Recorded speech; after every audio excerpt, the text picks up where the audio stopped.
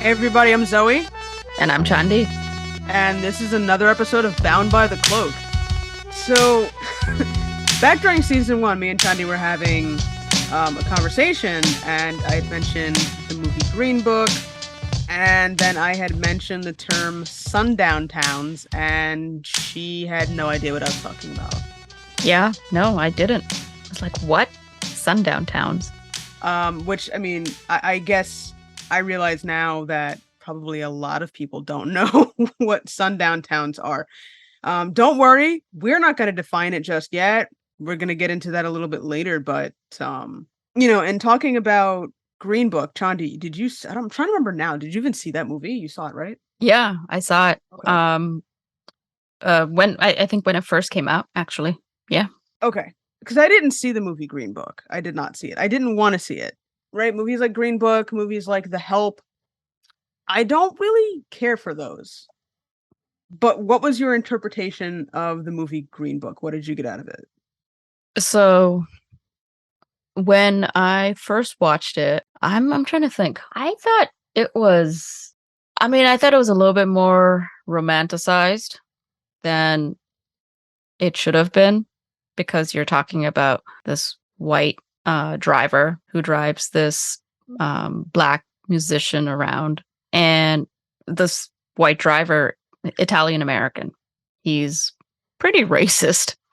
And then at the end of the story, they become really good friends. And I gotta be honest, that moment, the in the film, it was done well.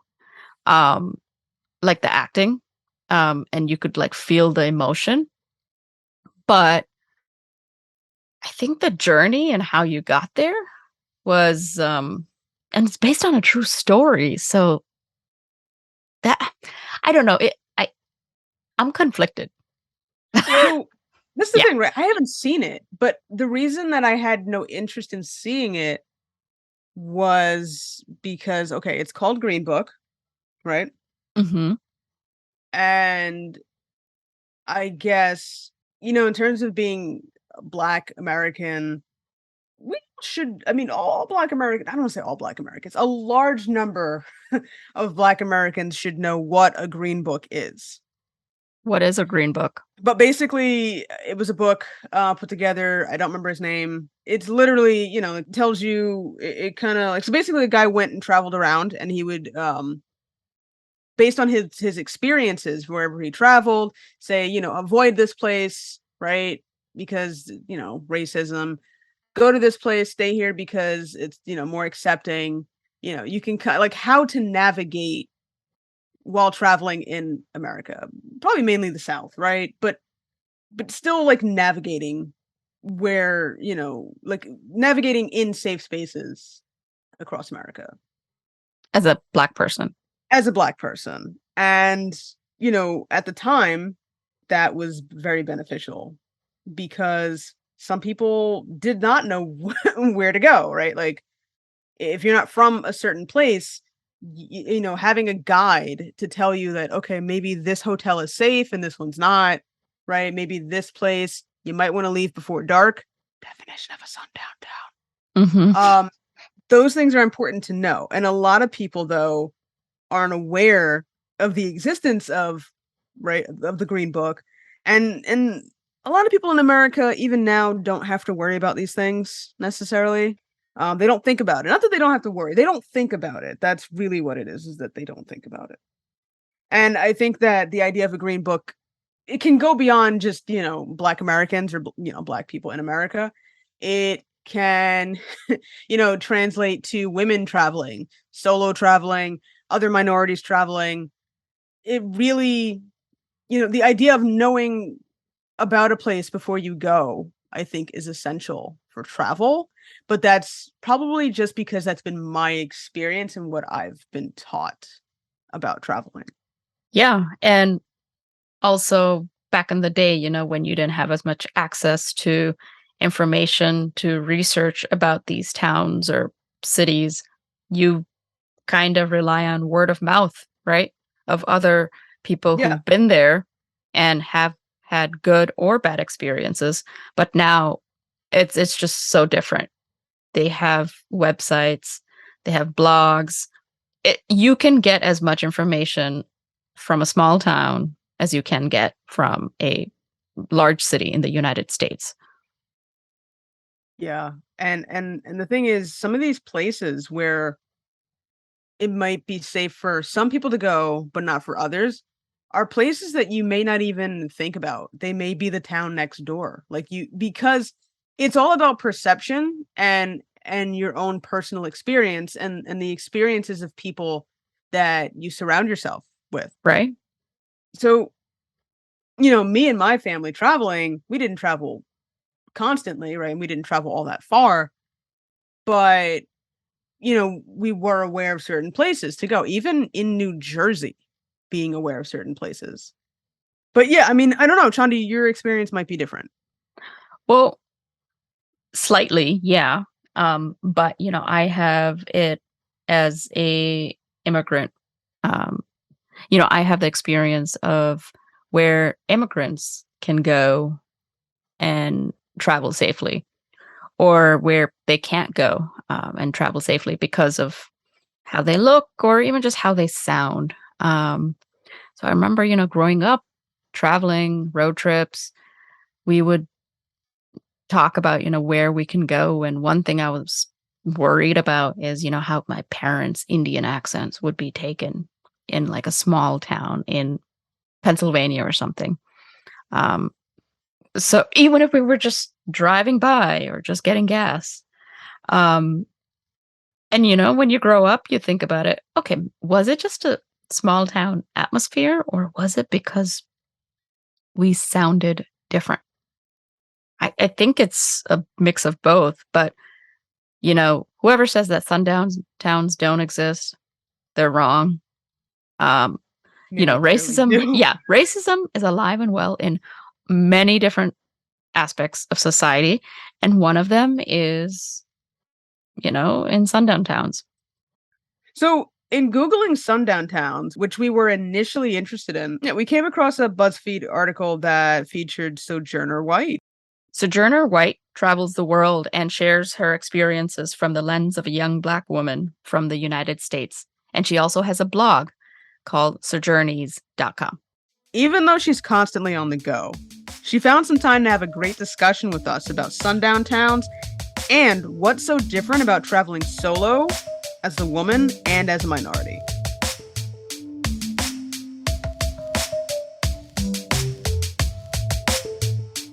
Hey, Sojourner. Thanks for joining us on the podcast. Really great to talk to you. Can you introduce yourself? So, hi, I'm Sojourner White.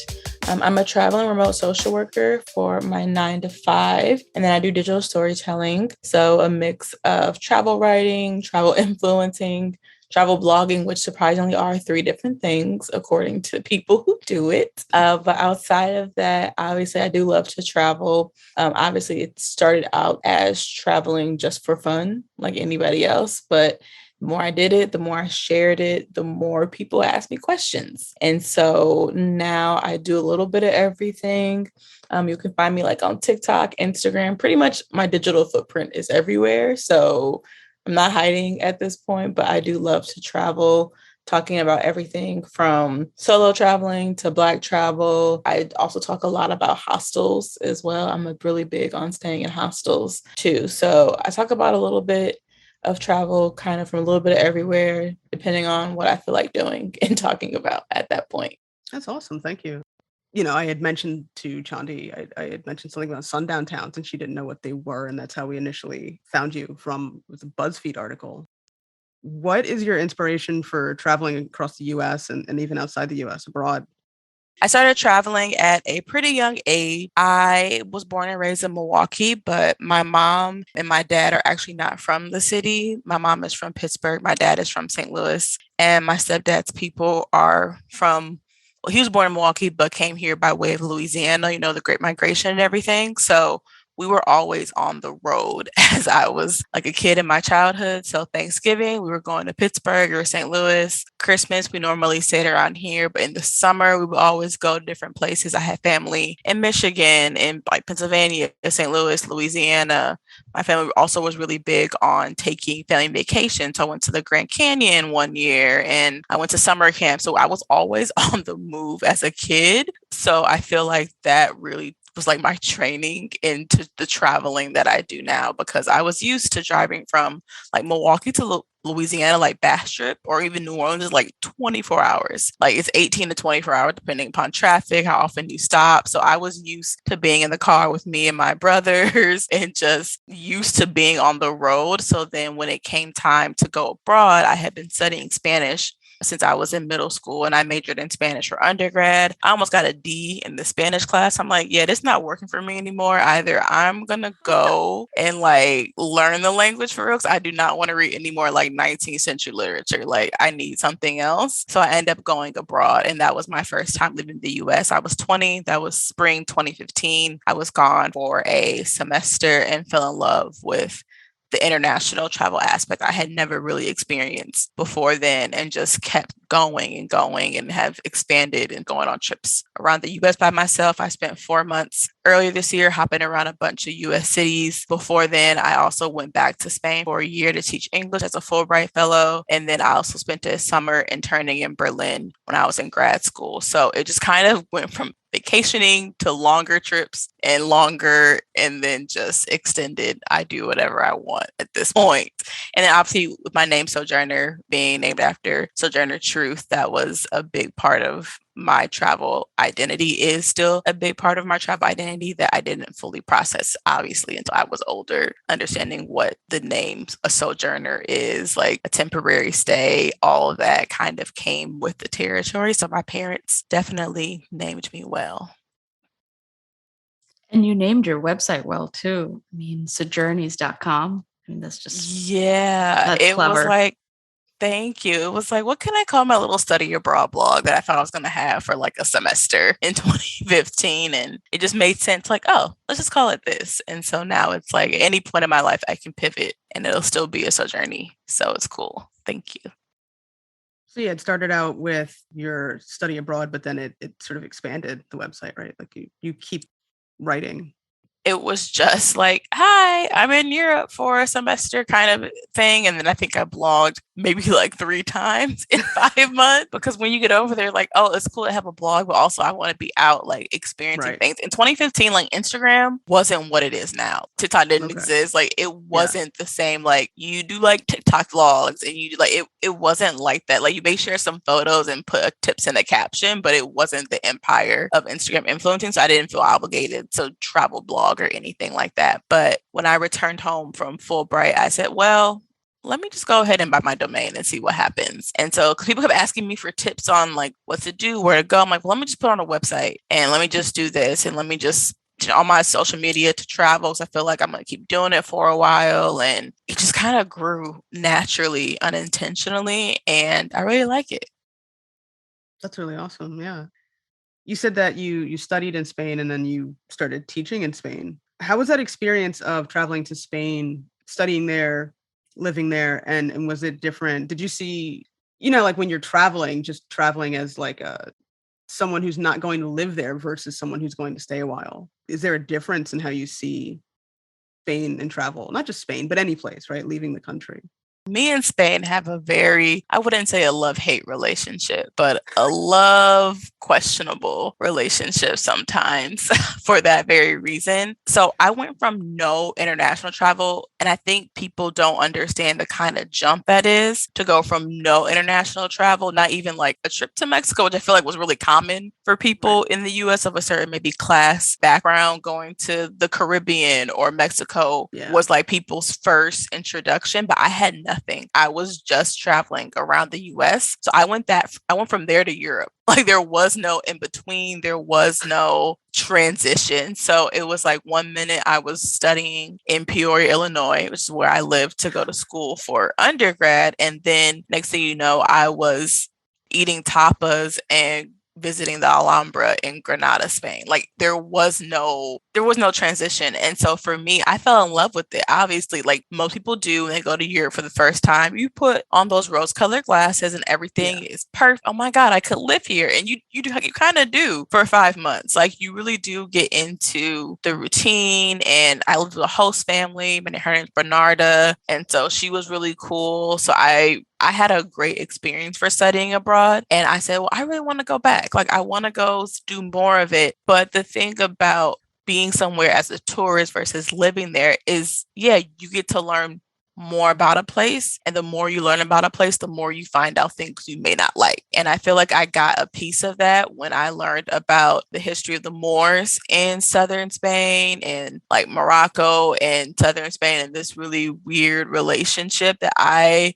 was experiencing, like Spaniards telling me, oh, be careful in Morocco. Then I go to Morocco, I'm like, y'all got the same art. The Alhambra's a Moorish castle. Like this is Yeah. all the same similar art. So it was the more you learn about a place, the more like those rose colored glasses come off. And that definitely happened with me in Spain. Not saying I hate Spain, No, please. of course not. Of If I course, yeah. ever get the funds, I would love to have a house in southern Spain because it is one of my favorite parts of Europe. But I think going and teaching abroad in northern Spain, which I was in Logroño, which is in the region of La Rioja. It's below like Bilbao. So like Okay. near País Vasco, Basque Country, hour and a half south of Bilbao. Like it's not a touristy place. And being there and that having been my immersive experience in a non-touristy city was very different. I was the first Black teacher a lot of my students had. I was interacting with Spaniards way more than I was, as a study abroad student, because then you're partying. So that's really how you interact with Spaniards outside of like the language school, like the mentor they set up with us and like people we met randomly, but every single day as an adult,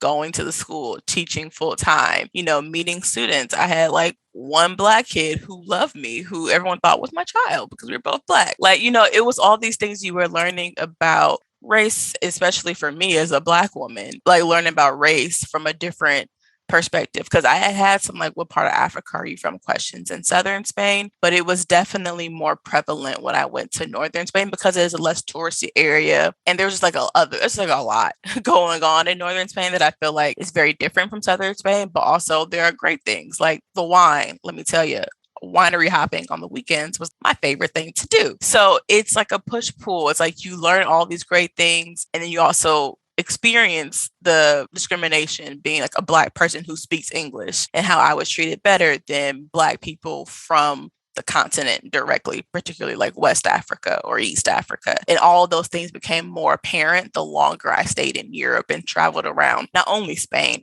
across the continent. So it was just the more you learn, the more you learn, right? Like it's kind of like a question mark. Are you sure you want to do this? Are you sure you want to know all these things? Because it'll change your perspective of how you view a place for sure.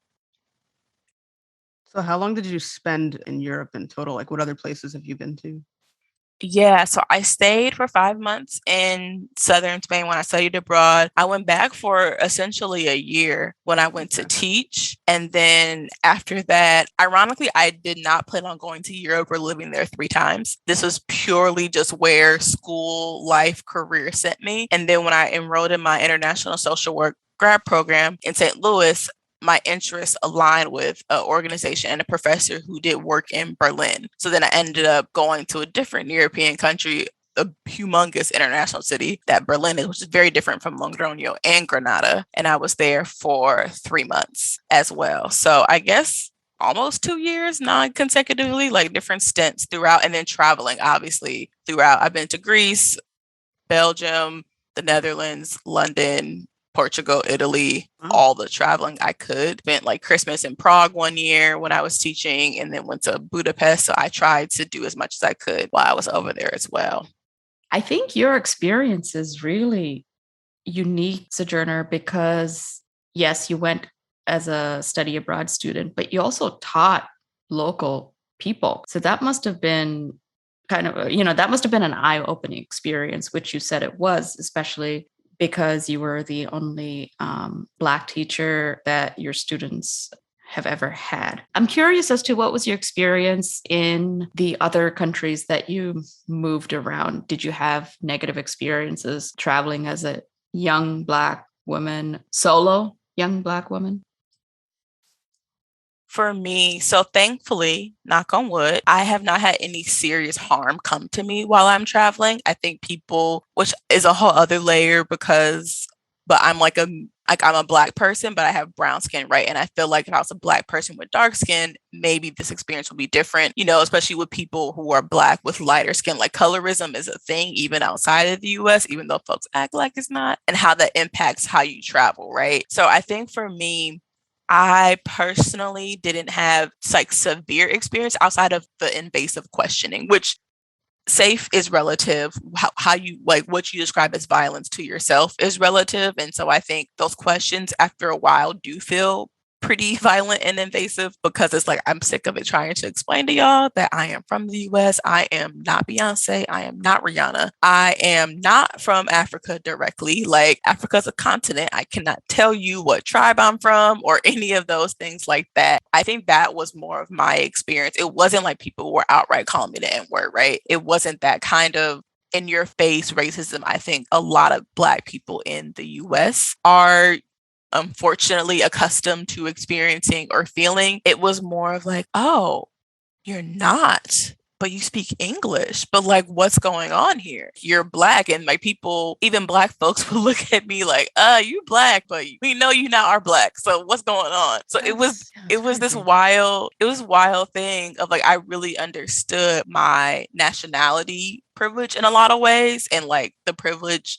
of speaking English, which also knowing it's not technically supposed to be my native language, but due to slavery, it's like the language that I speak. So like also it's a complicated thing to know like you have this privilege because my ancestors were brought over forcefully to the US. So now when I go back and travel to these different countries, I have this privilege of speaking English, which then people use against me as a way to say, oh, you're not that kind of immigrant. It's a very complex experience trying to process in your 20s when none of my study abroad or pre-departure orientations prepared me for. They're like, pack a month's worth of underwear, but like no one talked about what it would be like to be a Black person traveling in Europe. And that's really because a lot of my travel experiences have been in Europe, like my long-term experiences. So I can't speak for what it's like to be Black American in like Asia per se, because I've never been, so I think it probably is a bit more nuanced when you talk to people, other Black folks or other Black Americans who have been to places outside of Europe. But for me, it was just the questions that really came up. That was like the recurring theme. No matter if I was in Spain, I remember being with my friend who's Ethiopian, and she had never heard someone ask me what part of Africa I was from. But for her, she's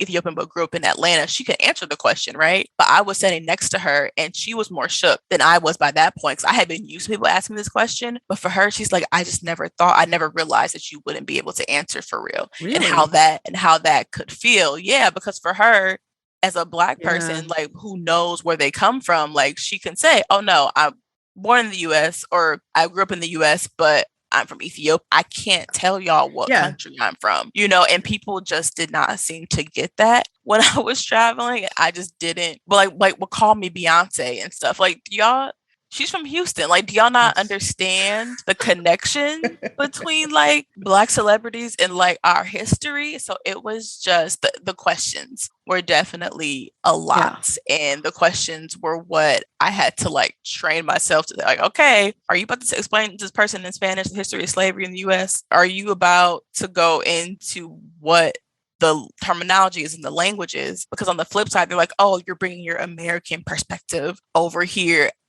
as if US history and European history aren't intertwined, like as if they're two separate histories. And it's like, y'all know where white folks in the US come from, right? Like I just need to know that we're all on the same level of understanding history, because it seems like there's been a disconnect. Yeah, I was going to say there's definitely a disconnect about what they know about American history. Or it's odd to me that they would not realize that there are Black people in America that obviously we would speak English and we don't. And that's what perplexed me. Like, is this a willful ignorance or this like an actual like I just don't like it took a while for me to figure out people who were genuinely interested in learning about like Black culture, like my students, right?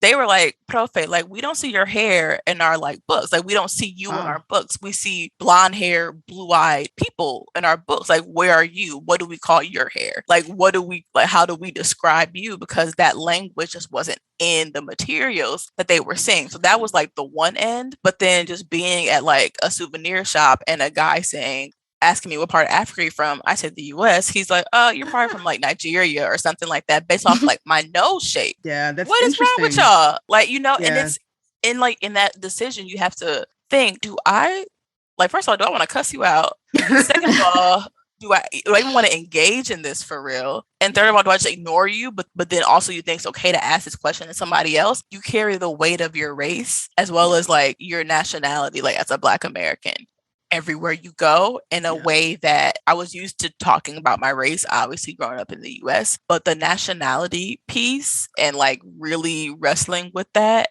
was something that, again, no one created a pamphlet for me to learn about. That was purely by lived experience.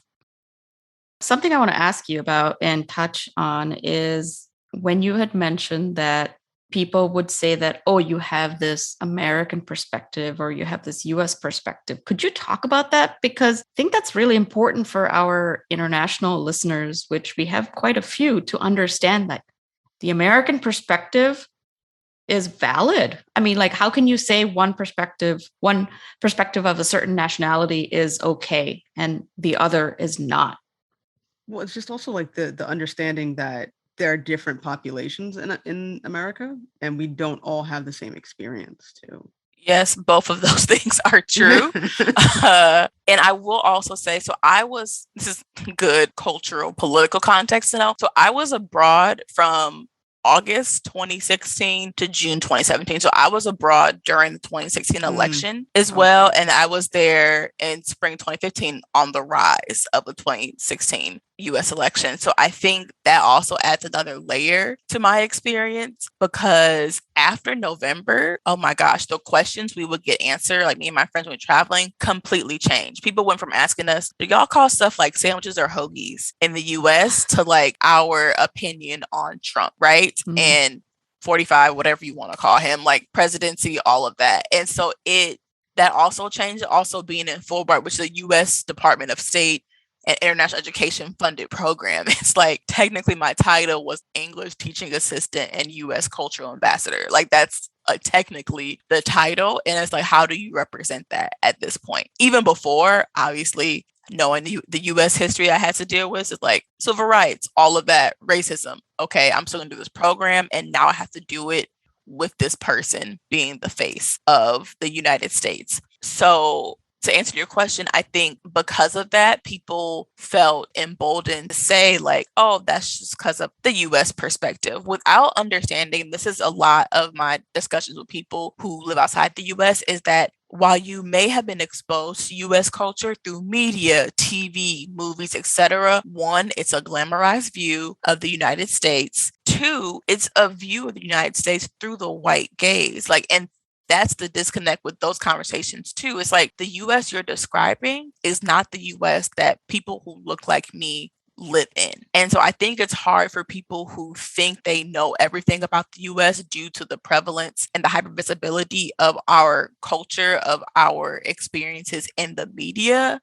Like it's hard for them to hear they actually don't know as much as they think they know. And it took me a long time to figure that out because I was just like, I don't understand why this is not connecting. Because for me, it's like, duh, like, you know, I'm so entrenched in it. But the more you talk to people, the more you realize that their concept of the US is New York City. Their concept of the US is California. I am from Milwaukee, Wisconsin. Okay. My being Black in the Midwest is its own, you know, subset because to Zoe's point, there are like, not only are there different races and ethnicities in the US, there are like regional cultures are a thing, especially regional Black cultures. Being Black in the Midwest is different being Black in the South or Black on the East Coast or Black on the West Coast. I've had Like to explain there's, that to friends too. I've yeah, really had to like explain that.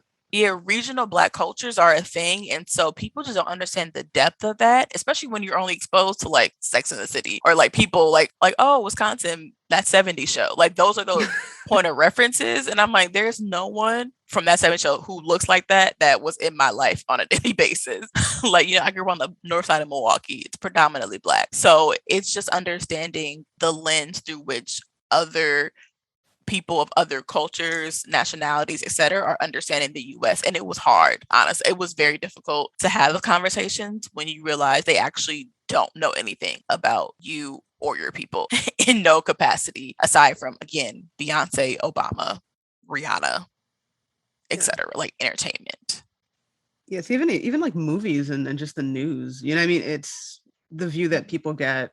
Yeah, and I feel like with Europeans, there is a level of cognitive dissonance there. Yeah, They can't there is. convince me Yeah. otherwise Yeah, there is. because it's it's this thing where it's like, oh, Europe is like this utopia. I'm like, I've been over here for a No. little while, Yeah. and I want to let you know this feels similar. Are there things that are different, like universal healthcare and public transportation, which is a hill I will die on? We could have took anything from Europe. I don't know why we didn't bring it over here. I love the public Yeah. transport over there. That's like my favorite part of being in Europe. But aside from that, like just the whole like, oh, it's a utopia. Like I remember a Swedish guy telling me, oh, we can say the N word. It's different over here. Like What? What does love, that yeah. mean? Whoops, sorry. That happened in 2017. I'm still trying to figure out what he was talking about. But like he literally told me that in my apartment, in my space. And like Um. it's a whole thing, right? And so there is this level of, yes, is Europe different in some ways? Absolutely.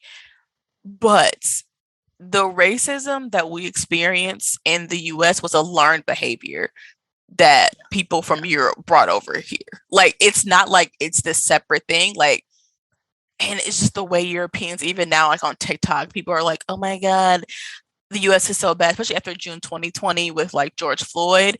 I'm like, this also proves y'all have not been listening. And I just say from like a black perspective, y'all don't listen to black folks like Yeah. at all. If all y'all are shocked that this is happening, you know, I know it was a pandemic. I know y'all were at home and y'all can actually pay attention, but I was really frustrated during that time. Also coming out of grad school and that whole experience too of like, it seemed like people really had not been listening from my perspective to Black Americans and our history and stuff for what 400 years, for decades, whatever, however we want to quantify it. It's like all of a sudden let's talk about race in like international context. It's like if y'all had actually been listening to us and not saying, oh, this is like either US perspective or your American perspective, maybe this wouldn't have been a bigger like a shock to you.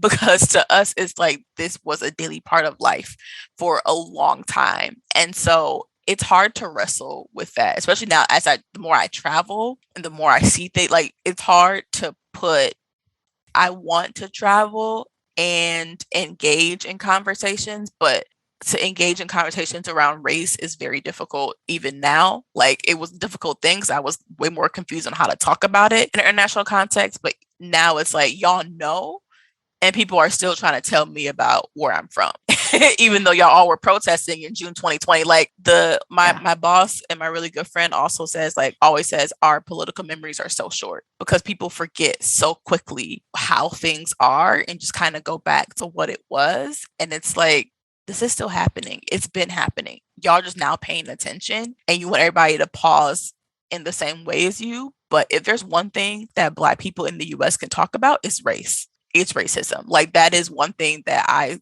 stand 10 toes on. It's like that is something we can talk about from start to finish, whether or not you have degrees or just based on your purely your lived experience. If you are Black, brown, indigenous, any type of non-white, non-cis, not disabled part, like you can talk about it because you have a very specific experience when it's overt and systemic. And so I think trying to reconcile that while you're traveling and engage in that two-pronged conversation, it's hard. It's really hard because you see it abroad. It's just and it is race and racism, but also it's like immigration and all these other things that happen here that also happen there. But to put it all together makes it seem like you're kind of crazy. and that's just unfair. Let's talk about that. So your feeling of tiptoeing around the topic of race with the people you met in Europe is because when you have tried, it just doesn't go through. They just don't get it. They don't get it. And I would say also this depends on who I'm talking to because after a while I'm like, okay, let me find the Black folks in Europe. Like let me figure out where they're at. Cause if you go to any like big European city and go downtown, sometimes like, okay, I know Black folks are here.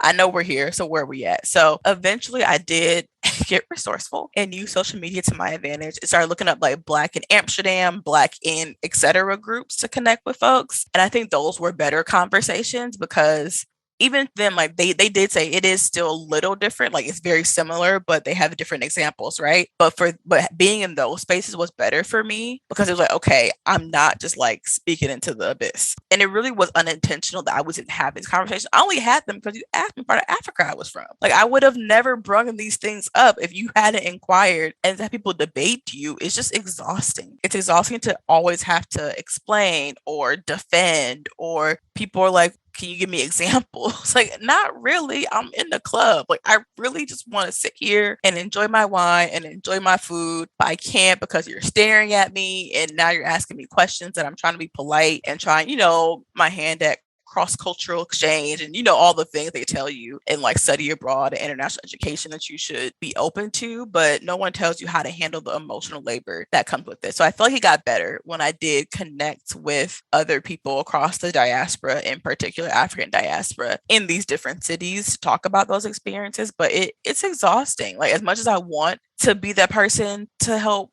people like understand, sometimes I want to just go shake my head, say, okay, and I'm gonna keep walking. I just can't always engage and be on all the time because that's not why I came over here. Came to like the Eiffel Tower. Like I came to see these things, and instead I'm being bombarded with questions about why I'm from the US and not from Africa. You just want to enjoy your ice cream. I just want to exist without having Yeah. to. And so that's why after like June 2020 and seeing all these travel brands, they like the Black Travel Alliance was created around that time. So it was great to see all that. And it's like, I hope y'all don't think that we're about to be explaining stuff to y'all forever, because I don't care about like diversity, equity, inclusion. Those are great. Those are in theory, whatever. I want to be liberated so that I do not even have to worry about it. Like, so I can go somewhere without Googling racism in X country. That to me would be my idea of like the future. I do not want to worry about being in a Black body. That's my goal. And I feel like people talk about it, but like it's still around the level of like educating and making things more accessible. But the greatest accessibility to me is to not even worry about it. And will I see that day? I hope so. I have to have faith that I do and just have that foresight. But yeah, we'll see. We'll see. For any place that I want to travel to, even sometimes even within the United States, but especially outside, I like that's the first thing I Google is like, okay, Black in Germany, Black in Russia, Black in like what is the experience? Just so that I'm aware of what like may happen. And like Mhm. like you said, like the conversation that you wind up having with people there. And also just like find the other Black people. Like where are we? Just so I Yeah. know. Yeah, a few years ago, my top post on my website was being Black in Europe as told by Black Americans. And I had through like Sojourneys and Instagram and stuff had, connected with other Black travelers who had lived in like London and Brussels and Paris and all these places. So we wrote this really long post before I knew what the heck SEO was. This very long post that I asked them questions, and then I just got thousands of hits on my page on my website about this. And I think now the highest ranked or most looked at post is my Black in Spain advice for Black Americans, or like as told by a Black American, because I also feel like distinguishing my nationality is important, because being a Black American abroad can be different from being like, I don't know, a Black British person, like a Black person from Jamaica, like they're a Black person from like Nigeria or, Ghana, because like passport privilege is real. And so there's a lot of nuance even amongst Black people that I feel like I learned through traveling that I didn't fully understand when I stayed in the US, honestly, because around here, you're Black. And the way that Black Americans, we talk about ourselves, like being Black is a race and ethnicity. If you actually listen to how we describe what we experience, it's not just the color of our skin. Like it's rooted in like the culture and the traditions and all that kind of stuff. And so understanding how we view ourselves, but also other people's conceptualization of race, being like having those specifiers, I think is really important. Just because I don't want people to say, oh, well, old girl said being Black over here was great. First of all, anti-Blackness everywhere, so that's not possible, unfortunately. But also, I want to be specific in my experience and my privileges, and also how that intersects with travel.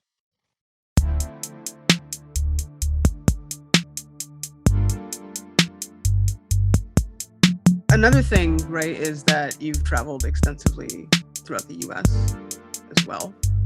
And that's different than going to another country. But there's still differences within the United States in terms of traveling solo and traveling while Black, and just traveling, like knowing where you're going, right? Knowing the culture of the place you're going, right? Because the US is very large and it's different culturally in different areas. Can you talk about that? Yes. I was about to not age myself. I'm not old, y'all. I'm only 27. But I grew up Oh with... my God, the knees are going to be creaking. I know. But I feel like what I'm about to say, people are like, huh? Once you hit 30, unless your you back, were there. your I back starts hurting when you know. hit 30. I know. My back already hurt. So, Okay. oh gosh. My mom and then she print out the MapQuest directions. I don't know if y'all were like travel. My mom was a MapQuest woman. Okay. So I just remember, this is gonna get to your answer your question in a second, but I remember printing out the maps and like the directions and stuff.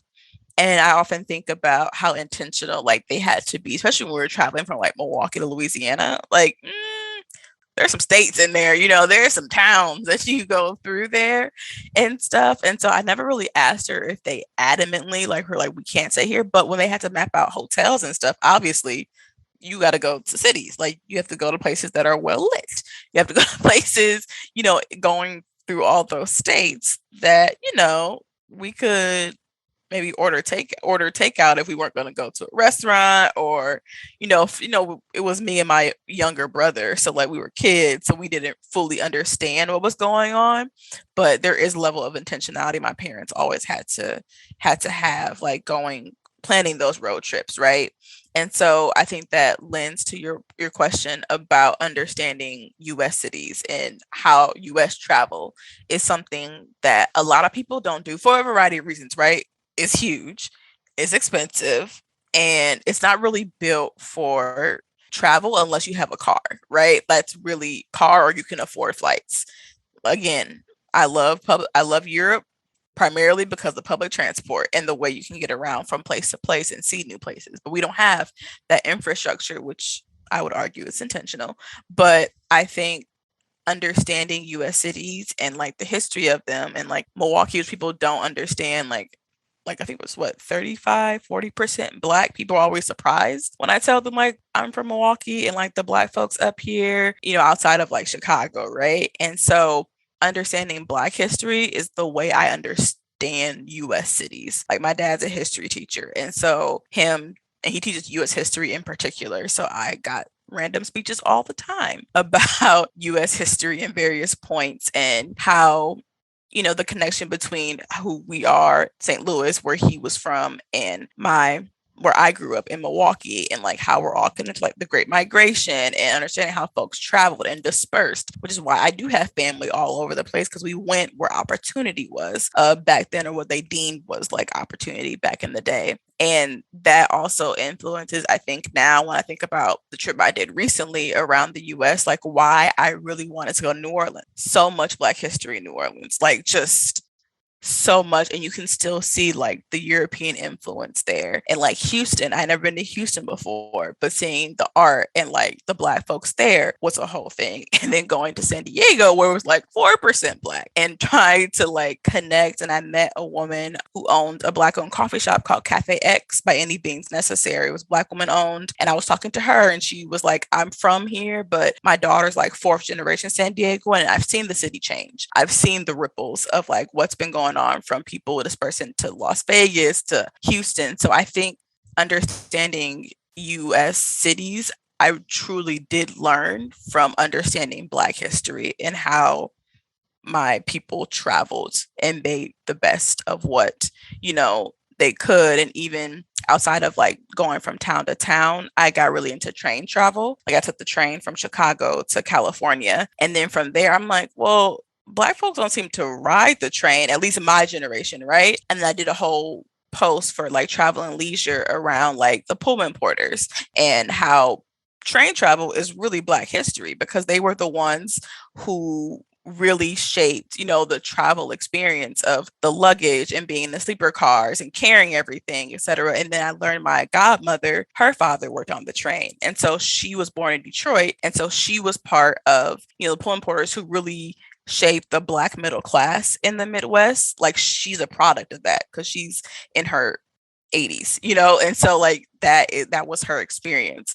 So there's just so much nuance in traveling that in the US that I did not fully consider, honestly, until my adulthood when I kind of got out of the international scope, which I think is a large due to the pandemic and trying to figure out where can I visit and go in the US and how has that kind of changed over time and what does that even look like when sundown towns do exist, like what kind of safety precautions do I have to take when I want to go hiking or take a train or take a road trip.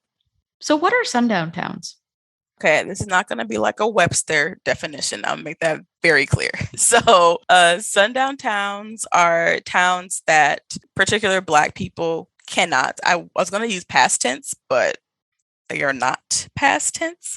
Unfortunately, there are places where when the sun goes down, racism, violence, like I don't want to say anything goes, but sundown towns are what we call towns where you don't want to be caught there after dark if you're a Black person, essentially. But I would argue if you're anything but white, you probably don't want to be caught in a sundown town. But it came from my understanding and how I was taught it. It came out of like the civil rights movement and that era of just knowing where you were welcome to go to and where you were not welcome to go to. One famous town that's known for that is Goshen, Indiana. But I'm curious, in your travels, have you experienced sundown towns, or because growing up, your family has taught you how to kind of avoid these kinds of towns, so you would avoid them? Yeah, I don't think there were like places I can like say that was a sundown town because I think my family did a really good job of like mapping out where to stay. So for me, it wasn't like, oh, that place is sundown town. But I think because also the other part of that is like growing up in Wisconsin, Milwaukee is where I think like 70% of Black people in the whole state live.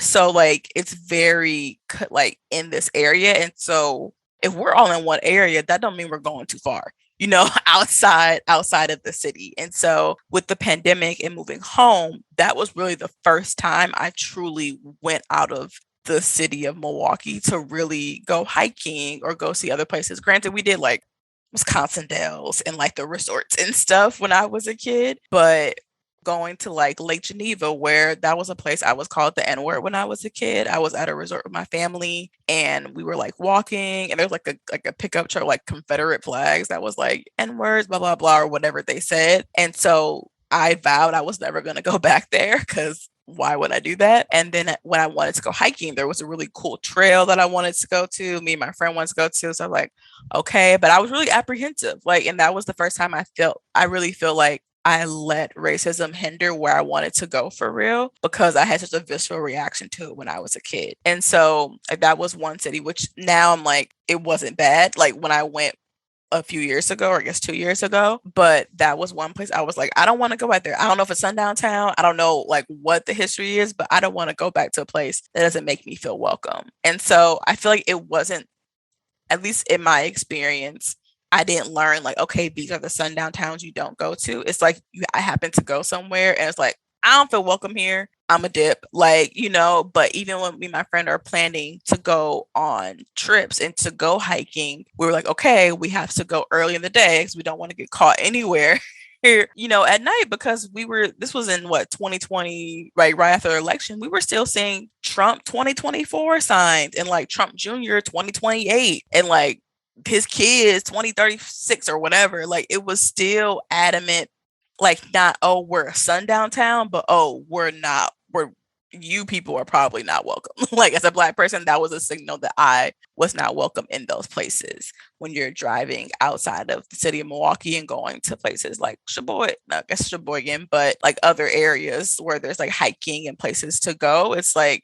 I don't know if any of those honestly are considered quote unquote sundown town, but I know I'm not gonna be caught there like Yes. late at night. Like I know I probably should plan my trip early in the day to be home by the middle of the day while the sun is still up. So even if it's not a sundown town, it's like I'm taking certain precautions so I don't get caught up It's anywhere. I'm not welcome. That's interesting. So like I mean obviously, yeah, being from Milwaukee, living in a predominantly black neighborhood, you're not really gonna see Trump signs. I mean, I would think not. Like you said, you saw them when you traveled out, outside of Milwaukee. But yeah, I guess around here, we're in New Jersey.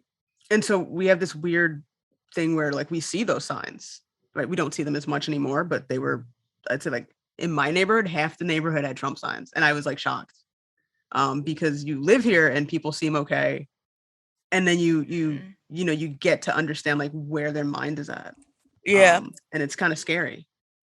Yeah, and it's wild too because there's a running joke that we call Wisconsin Mississippi, which people don't fully like understand for real. Like they think we're joking when we talk about being in the Midwest. Like I think growing up, there was this notion, which I guess is called propaganda, I think is a better word, of, oh, the North is nice, because they didn't have slaves, like they didn't do these things. But it's like, as long as it wasn't profitable for y'all, like it's not like y'all were good people. It was just because it wasn't seen as like something that was worth the investment because you still saw black folks as property. And so I think unlearning that too, of like, it's not the Midwest is nice. There is like this notion of being like the Midwest nice, but under that is that deep rooted, I'm gonna be nice to your face, but I definitely have like Trump signs outside my house. Like, and then people who are not nice to your face, who are adamant about what they believe in. Yeah. But being in Milwaukee, and my parents did a really good job of like sheltering me for like a lot of that and being intentional about the spaces I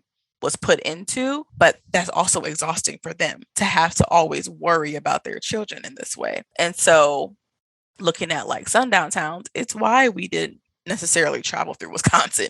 It's like, it's why like, a lot of black people, a lot of my white friends from like high school will go to like lake houses. A lot of black folks were going down south for like the holidays. Yep. That even that slight difference in language is like, yeah, because that's two very different experiences. Even though we're all in the same city in Milwaukee, we still have very different experiences. Granted, Milwaukee is like redlining is a thing here, and like black folks on the north side, white folks on the east side, south side is predominantly Spanish speaking. There are still all those things that are going on, and we're all still living in the same place, but it's a different experience depending upon, again, what you look like, your race, all those things as well.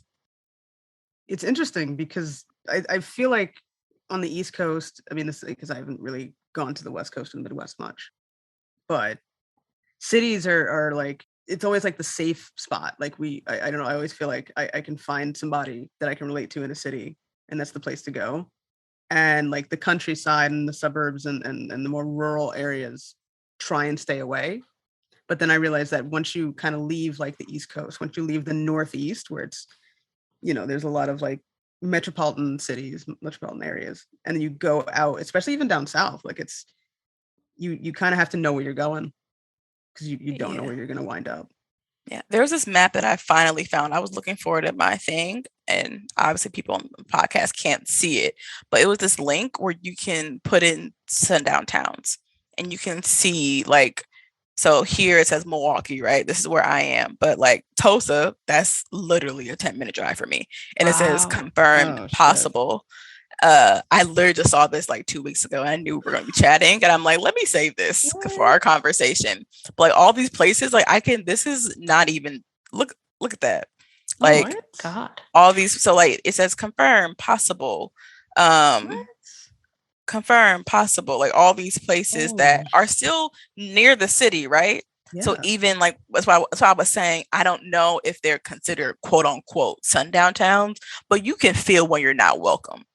Like you can, it's adamant when like you're not welcome. And so yeah, I can send y'all this link, but that'd be great.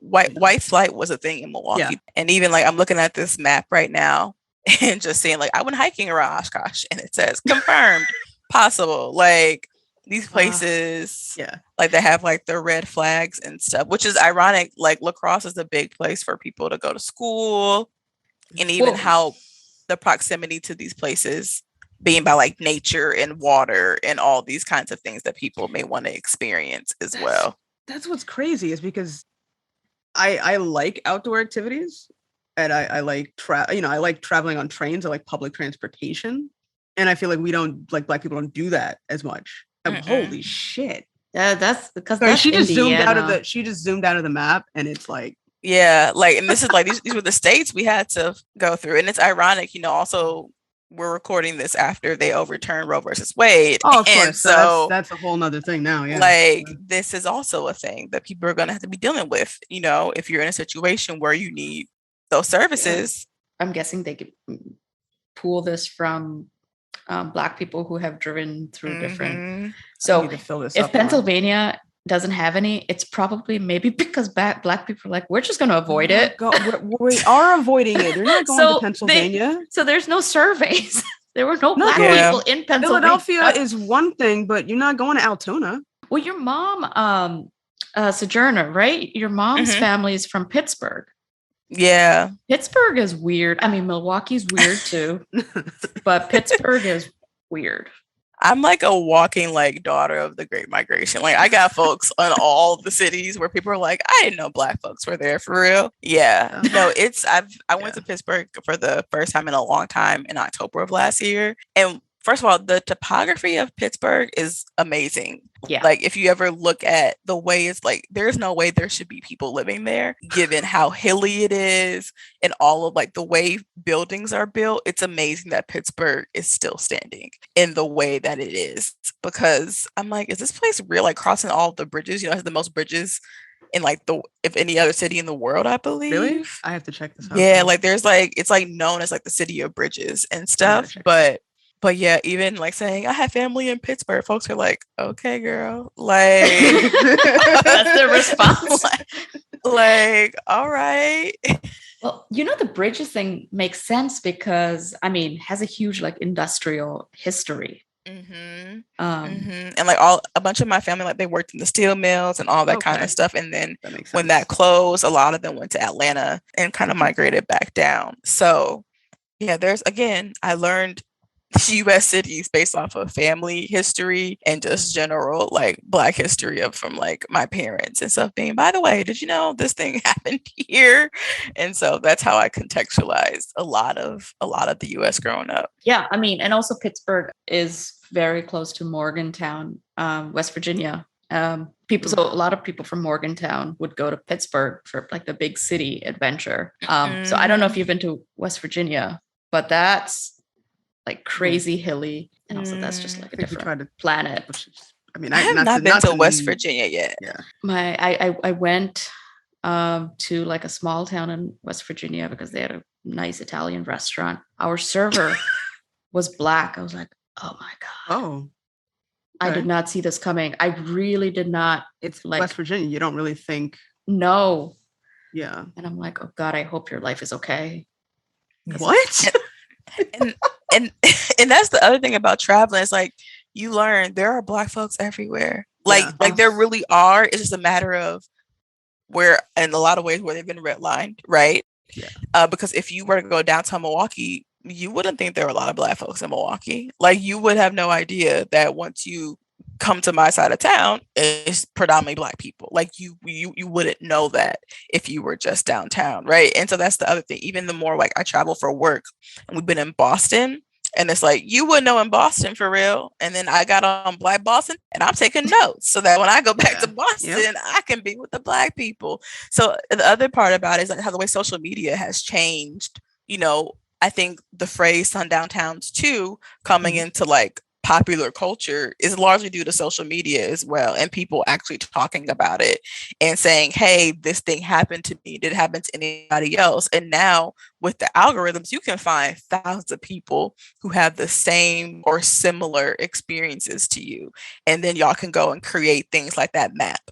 I know after George Floyd, they mapped protests around the world that happened. Those things would not exist if we didn't have like social media. And so people always talk about, and then maybe I'm biased because like I post a lot on social media, but it really like, yes, there's a cesspool part of it that you don't want to be a part of, blah, blah, blah. Trolls exist. And there are some parts where like, if you can weed through the madness, you can find like actually really good information about places to go, where not to go.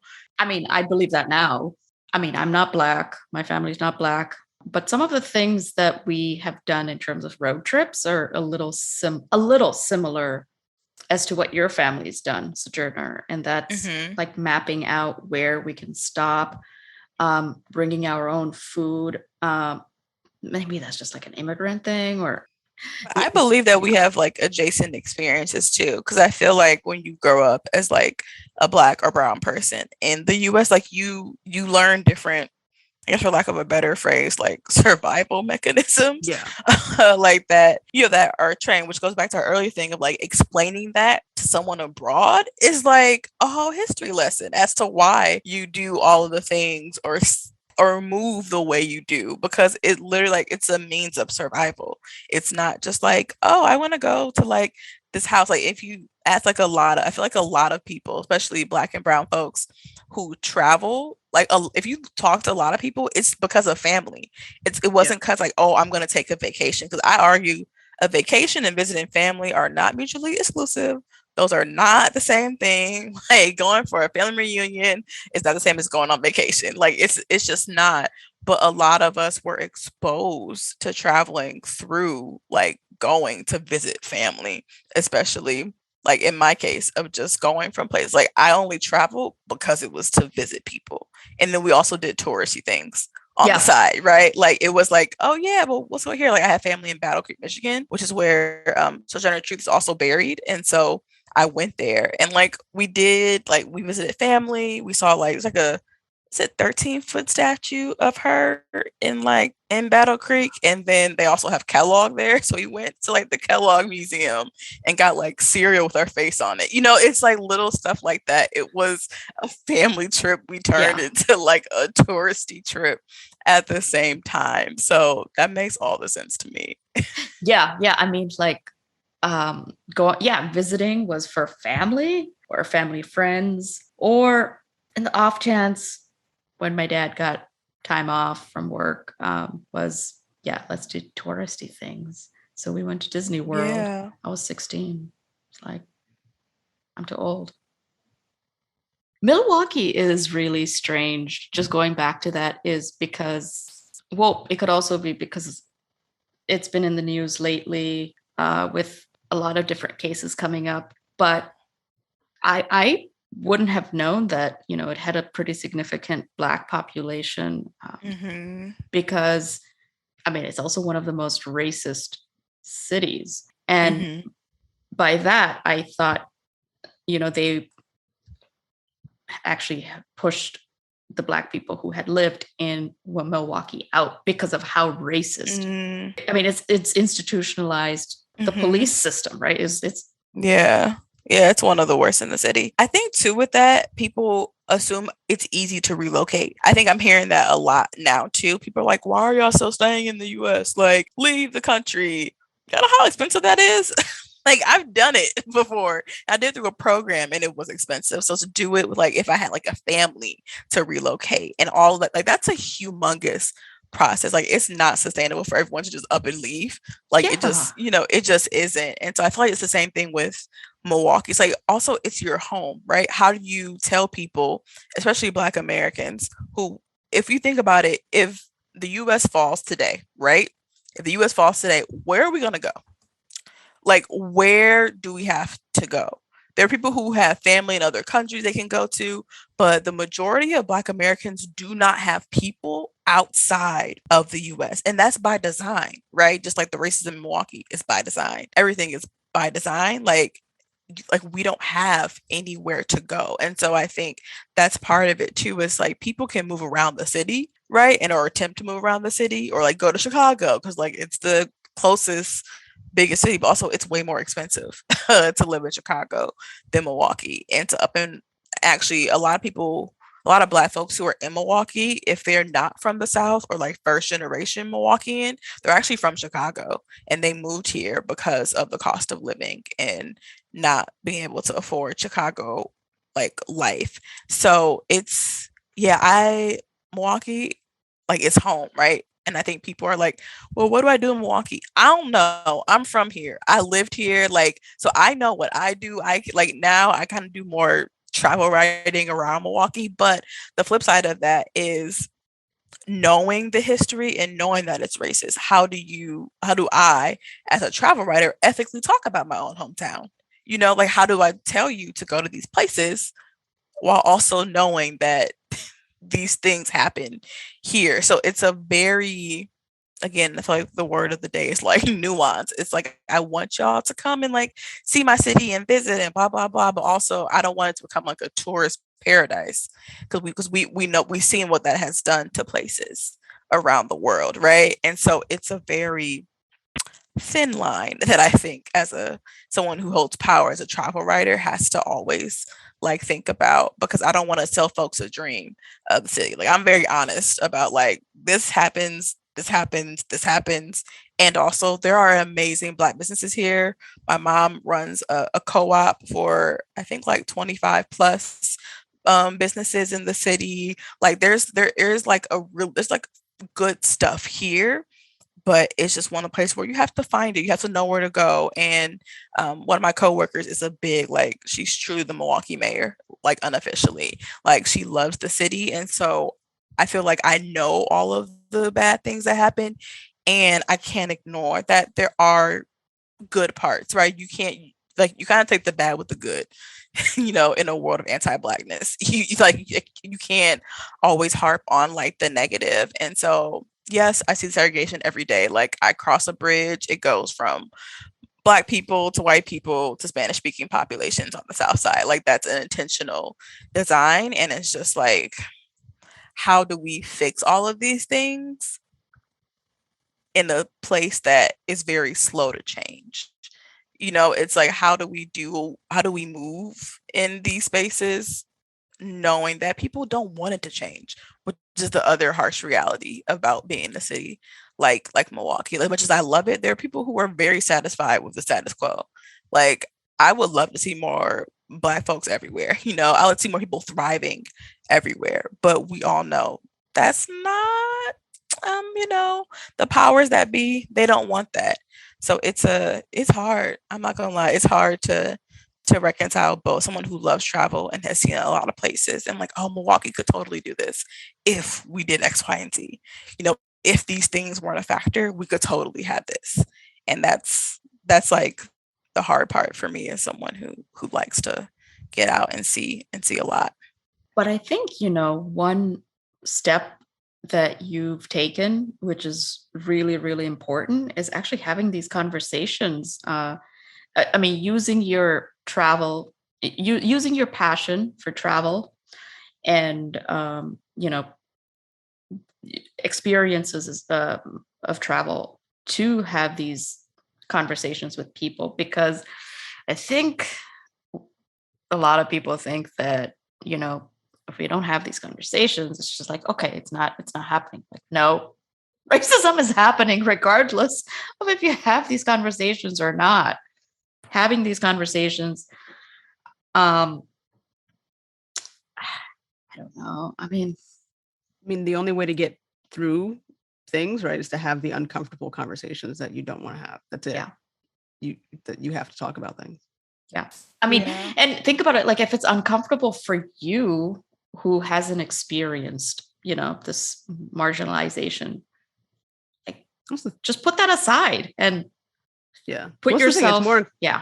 It's more uncomfortable for the people who don't go through it. Like I can talk about whatever. It's fine. Other people don't want to talk about it. Yep. Yeah, they definitely like to avoid it. Just like, oh, it's not happening. It's like I can enjoy, a beautiful day outside and also acknowledge that, I hear a lot of car chases down my street. I have to say, like, both things can be true. And I feel like people, that's one of the things I realized, especially recently, is like, two truths can exist at the same time. Like that truth is possible and also this truth is possible. And so I think that's one of the big things. It's like y'all can't just ignore things because it's like easier to ignore. Like I'm definitely, especially when I talk about traveling, and I think the way I've talked about travel has changed because of what y'all have said. The more you travel, the nuance, understanding cities and history and like sundown towns. It's like travel is not accessible. No matter if you are someone like me who is Black middle class, employed, no kids, whatever, travel still has its barriers that aren't just financial. And so understanding the context of like, yes, I want everybody to travel, but everybody can't travel in the way that maybe I have. So how can we like find that freedom and flexibility wherever, even if it's like, get an hour a day to yourself. Like I think it looks different for everybody. And travel looks different. And yeah, it's just it can't move forward unless again we do just talk about what's really going on and just being honest about the situation that people are living in. One of my last questions really is, what would you say to people who are hesitant to travel within even the US or abroad based on possible experiences that they may have that may be negative? What would you say? I'm about to contradict everything I said. That's so funny. Okay, y'all. So y'all know the world is anti-black, and I don't think it should stop you. I know. It feels like it's like how can you have this whole conversation and still want to travel? But I just refuse to believe that my like even like my family living, people who have passed on, like all of the things, all the sacrifices that my family and my ancestors have made, they wanted me to stay in one place. Like I think about that all the time. And I don't think that's to say you should go somewhere and completely not respect, the culture, the people. I don't think like I think that has like you have some decorum, okay? Like, be mindful in that way. But I just don't live by the motto that I'm gonna let racism stop me. And I think that trip to Lake Geneva really put into perspective for me of like you really can't just avoid places. I mean, I could, right? I could. But if I want to like find the freedom that I seek, and a lot of the times that is through travel. I want to be able to do that. So if you want to travel the US, listen to me. Listen, save your coins. Inflation right now is kicking our butts. However, even without inflation, the US is an expensive country to travel to. So save the coins. um, Use those weekends. I say go for it because you don't have to plan an extravagant trip. It doesn't have to be a 5-month trip to Spain. I was dramatic, okay? Like it does not have to look that way. You can go on a weekend trip. If you want to go to New York, you go ahead, budget it out, do what you need to do, save the coins to go to New York for a weekend.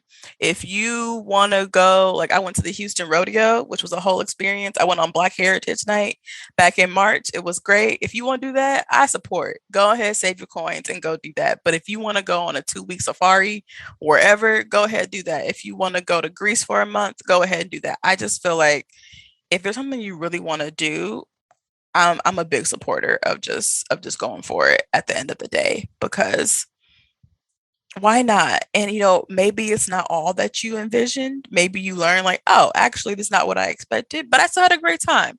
Or maybe like, oh, actually, I ain't gonna come back here again. Listen, it's your prerogative, but you won't know if you don't go. So at the end of the day, just hop on the flight or the train or get in the car or a bus, whatever your mode of transportation is, and just go see it for yourself. Because places are a lot more generous. Like I know I talked a lot about the not so good things, but overall, I think I've had a really great travel experiences that have definitely outweighed the uncomfortable questions and stares and stuff. Like I look back on my travel journals and my photos very fondly, and I can't wait, to show. I'm not convinced I'm having kids, so maybe my nieces and nephews. Like your auntie was out here, okay? She was cute. She was broke, but she was cute and she was traveling. You'll be like a Yeah. figurehead in the family. I know, I know. Maybe y'all like I don't know. After yesterday, I don't know about kids, but we don't we gonna see. If I have my own, but I know I have some nieces and nephews, and one niece or nephew on the way. So I'm excited to like, hey, your TT travels, and you should too. Yeah, I know it's kind of like a travel is difficult, but then it's also but you should travel. Like it's I feel like there's always like this duality of you may have some experiences, you may not like all of them, but overall the experience of traveling will probably be mostly positive. I feel like that's the takeaway. Like Yeah, yeah. And also, like, compared to even when I traveled in 2015, there are so many resources out here that Yeah. people are sharing about their identities when you travel in a way that I did not have when I first started traveling in 2015, at least abroad. I knew about the US, but going abroad, like, you have so many different people. Like, there's like Black girls travel, Southeast Asians travel. Like there's just so many people like LGBTQ travel influencers, and like there are just there's a lot of also disabled travel influencers who are talking about accessibility and travel and too. So like there's just so many subsectors of travel niches, quote unquote, but really they're based on like real people talking about their very real life experiences traveling. And so I think that's also a really great resource as far as figuring out, hey, what would it be like for me to go over here? Well, this person had this experience. Not saying it'll be yours, but at least can give you a little bit of perspective if you're worried or apprehensive. Yeah, that's true. People fall into more than just one category, and you should definitely look at all the resources that would be beneficial in terms of traveling, like disabilities and whatnot. So yeah. Mm-hmm. Yeah. So, what has been your favorite place? Okay, let me think. I always preface this question by saying today, my favorite place that I'm missing a lot, I would say, mm, my favorite place. I keep going back. So I went to Costa Rica right before the pandemic hit. I was actually in Costa Rica when I found out COVID was a thing here. That's a whole different podcast for another day, but on how I should have stayed. But I would say Costa Rica. There's just something about after being in Europe, and like Europe has beautiful places. Greece, gorgeous. Want to go back to other islands outside of like Athens, Santorini, or I guess Santorini and Mykonos are like the islands that I went to.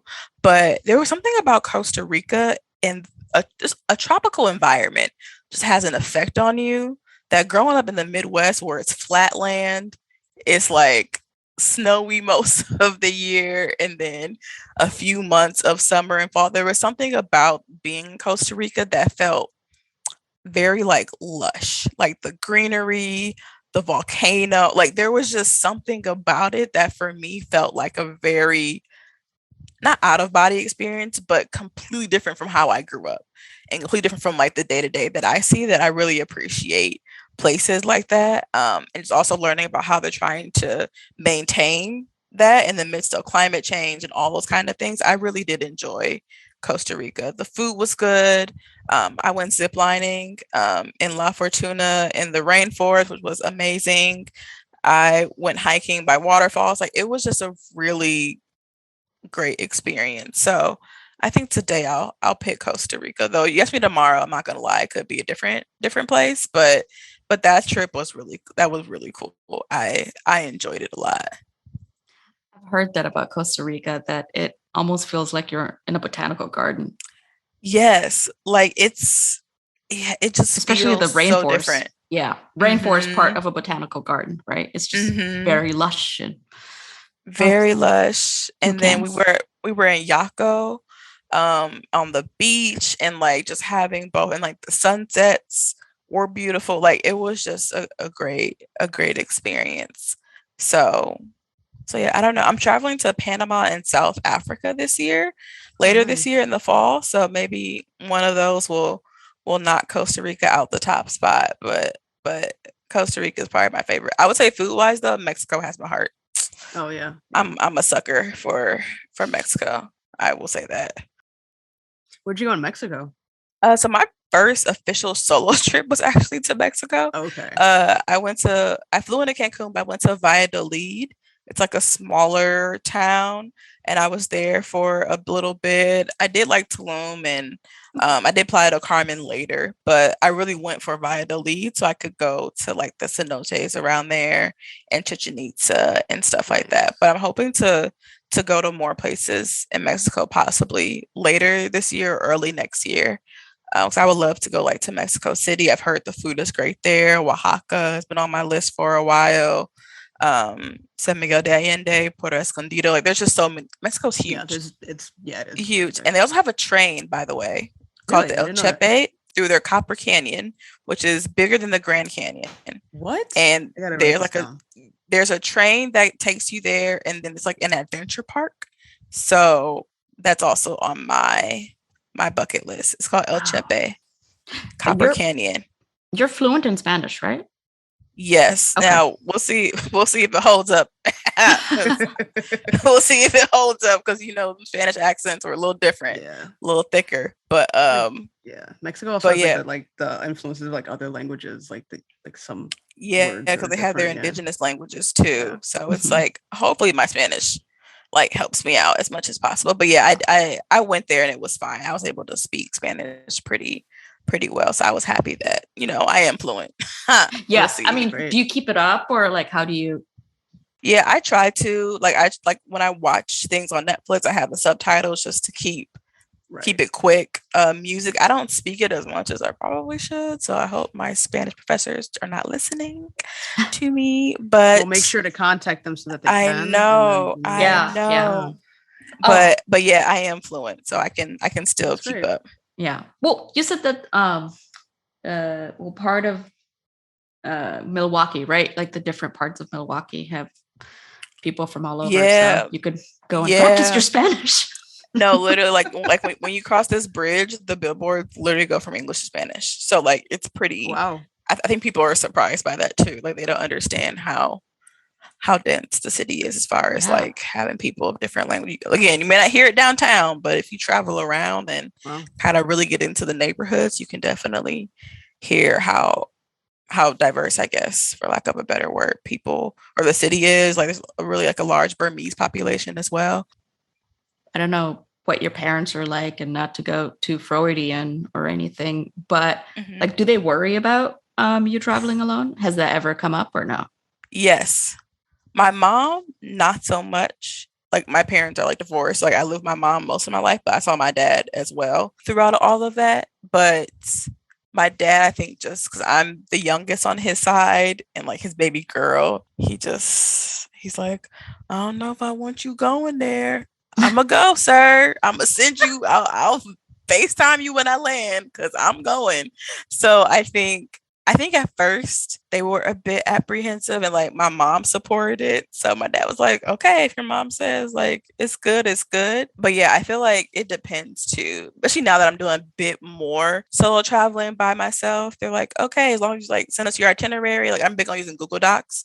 So like I'll put the whole like where I'm staying, where I'm going, how many days I'm staying in a shared Google Doc with like my family so they know what's going on and also I can update it in real time. It's like a thing, but yeah, I feel my mom was a bit apprehensive because I was in Europe during a lot of the bombings, like a lot of the terrorist attacks that were happening in like 2015, 2014, 2016. I was over there, so she was a bit more worried, but of course, I mean, if you ask her, she's like, I'm more worried about you being in Milwaukee, honestly, most of the time than I Oh, am you being abroad. So it's again, it's that nuance, it's that double-edged sword of like, yes, new places that you don't know of can be scary, but unfortunately, the US has also prepared me for things that, aren't the best as well. So it's yeah, so they're apprehensive, but not like prohibitory. Like I've never had them say, no, you can't go there. Because the flight was booked. Okay, yeah. the flight was booked. So I'm gonna I live. was going. Yeah, yeah. I think they're really supportive of that and never like limited me in that way, which I think is a definitely as I grew up and met more people who were black or brown, or especially a lot of my friends, my first generation, their parents came to the US and they're like, like we did not do all these things for you because so you can go off and travel the world by yourself. Like, no, I've heard more of those stories a lot from my friends who are again first generation, I think. But it's also in the black community too. It's a thing to say no, that place is racist, even though we're from the U.S. So it's a mix, but my family has thankfully not been unsupportive. If anything, they ask me to bring them stuff back, and I'm like, I'll bring you photos.